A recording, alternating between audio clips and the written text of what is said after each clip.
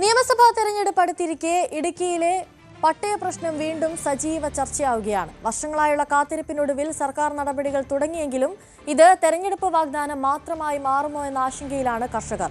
പട്ടയം ലഭിച്ചില്ലെങ്കിൽ പ്രതിഷേധം തെരഞ്ഞെടുപ്പിൽ പ്രതിഫലിക്കുമെന്ന മുന്നറിയിപ്പും ഇവർ നൽകുന്നുണ്ട്. ഇടുക്കി കല്ലാർകുട്ടി പൊന്മുടി ഡാമുകളുടെ സുരക്ഷാ മേഖലയായ 3 ചെയിനിൽ താമസിക്കുന്ന ആയിരക്കണക്കിന് കുടുംബങ്ങളാണ് പതിറ്റാണ്ടുകളായി പട്ടയത്തിനായി കാത്തിരിക്കുന്നത്.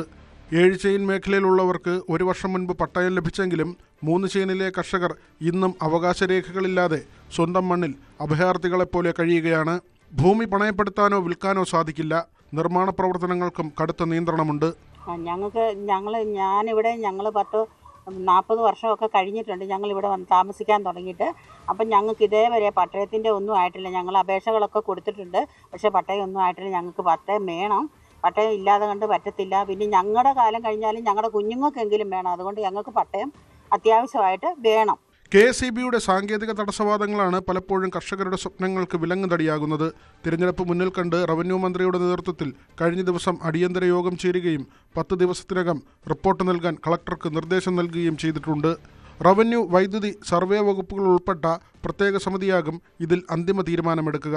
എന്നാൽ മുൻകാലങ്ങളിലും തിരഞ്ഞെടുപ്പ് വേളയിൽ ഇത്തരം പ്രഖ്യാപനങ്ങൾ ഉണ്ടായതല്ലാതെ പ്രായോഗിക നടപടികൾ ഉണ്ടായിട്ടില്ലെന്ന് കർഷകർ കുറ്റപ്പെടുത്തുന്നു.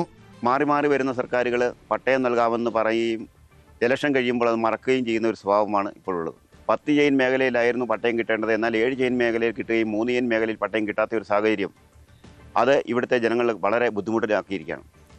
ഒരു വീട് നശിച്ചു പോകുക, അല്ലെങ്കിൽ ഒരു മെയിൻ്റനൻസ്, പഞ്ചായത്തിൽ നിന്ന് മെയിൻ്റനൻസ് കിട്ടണോ, അല്ലെങ്കിൽ ഒരു ബാത്റൂം ഇല്ലാത്തവർക്ക് ഒരു ബാത്റൂം കിട്ടണമെങ്കിലോ ഒന്നും ഇത് കിട്ടാത്ത ഒരു സാഹചര്യമാണ്.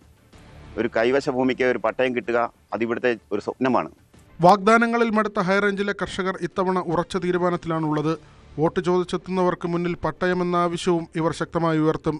പട്ടയം ലഭിച്ചില്ലെങ്കിൽ വരാനിരിക്കുന്ന നിയമസഭാ തിരഞ്ഞെടുപ്പിൽ മുന്നണികൾക്ക് വലിയ വെല്ലുവിളിയാകുമെന്നും ഇവർ മുന്നറിയിപ്പ് നൽകുന്നു. ന്യൂസ് 18 ഇടുക്കി. കൂടുതൽ വാർത്തകൾക്ക് news 18 Keralam YouTube channel subscribe ചെയ്യുക.